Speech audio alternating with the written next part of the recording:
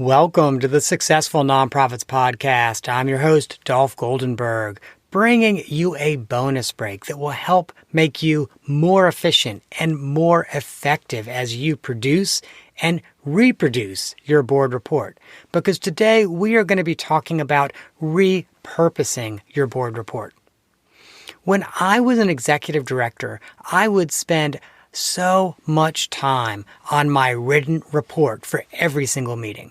Sometimes, literally, it could take me half a day to craft what felt to me like a strong report that really helped the board understand what I was doing and what the organization was doing operationally.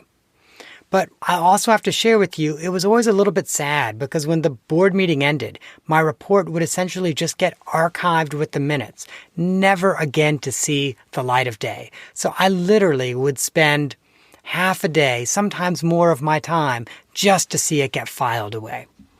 Since that seemed like such a waste of energy to prepare this one report for just a single use, over the years, I have found some ways to repurpose my board report so that, frankly, I can dramatically multiply the report's overall impact. So here's what I'm going to ask that you do. Pull out your last board report, just pull it out of your archive, out of your Dropbox or your network, remove any confidential information, and see if you can repurpose it in one of these meaningful ways. The first way I'm going to suggest is to present the board report to your staff as well. I should probably be ashamed at how long it took me to figure this out, but last year I was the interim executive director of about a $5 million agency. And just so you know, like a lot of interim executive directors, when I do an interim engagement, I'm typically not there full time. I'm typically there about 3 days a week. And so time is of the essence.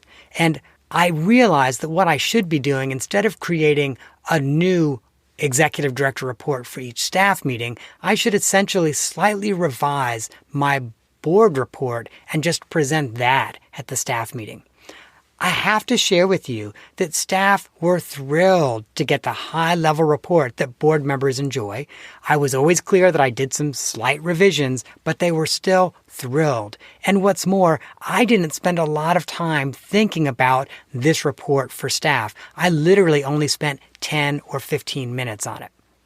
Just as a quick aside, the other thing I would typically do for staff meetings is I would also give a brief summary of what the board discussed and what they voted on over and above my board report. After all, the work of the board should not be a mystery to our staff teams. They deserve to know what the board is doing. But the second way you can repurpose your board report is to convert the board report to blog posts. Late last year, I published a blog post really with some board report templates. And in those templates, I recommended really that you create a report that has several specific sections. And two of those are a mission moment as well as a description of your greatest success since the last meeting. And here's the deal. You can convert your mission moment into a blog post or a mention in your newsletter, and you can do the same thing with the greatest success that you or your organization have experienced since the last meeting. What a great way to send that news out, not just to your board, not just to your staff, but to anyone who visits your website. The third way that I find myself repurposing board reports is to share the information with trusted major donors and foundation leaders.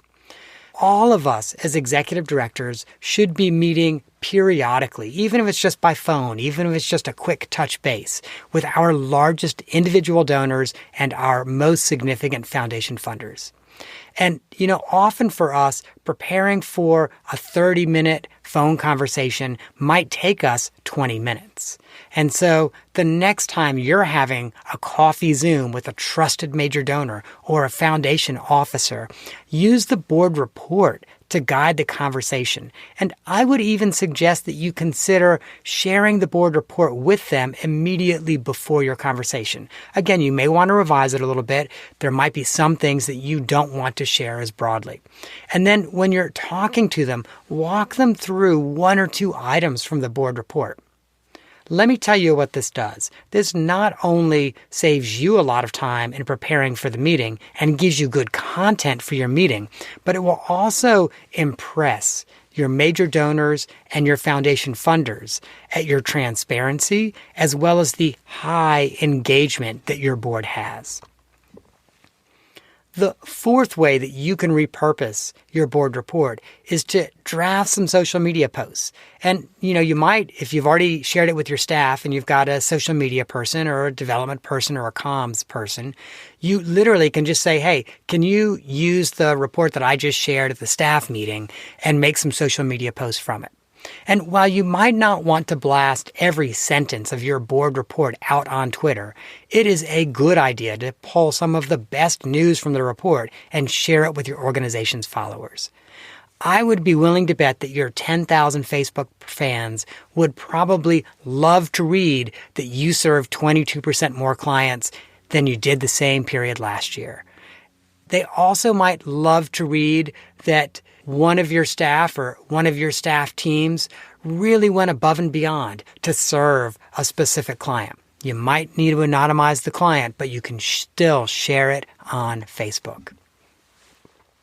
And the last way that you should probably think about repurposing your board reports is working them into your donor thank you letters. I am sure that through your donor thank you letters, you have shared data and stories with your donors. You know what else does that? Your board report.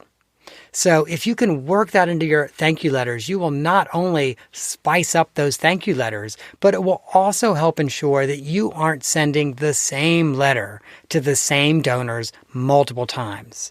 As a donor myself, I often give multiple times to the same organization within a year.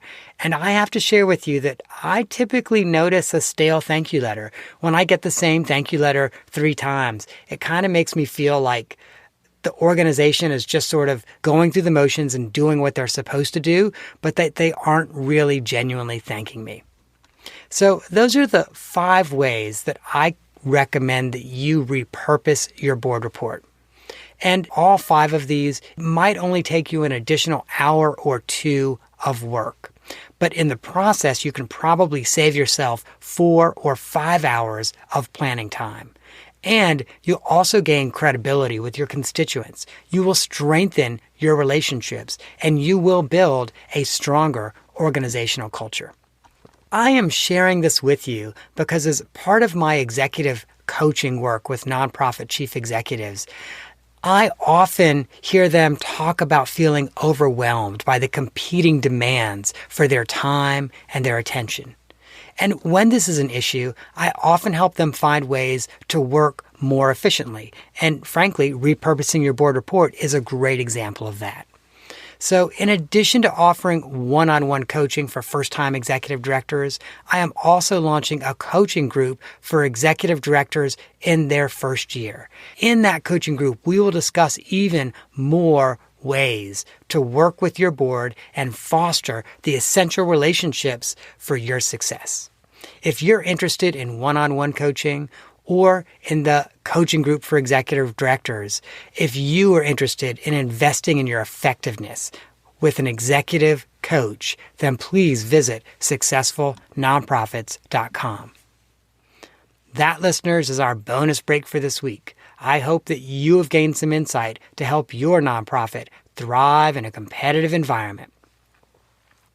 And of course, I got to give you the disclaimer. I am neither an accountant nor an attorney, and neither I nor the Goldenberg Group provide tax, legal, or accounting advice. This episode is provided for informational purposes only and should not be relied on for tax, legal, or accounting advice. If you find yourself in need of tax, legal, or accounting advice, I would recommend that you talk to colleagues, maybe even reach out to me, see who I might recommend who's licensed and qualified to help you in those areas.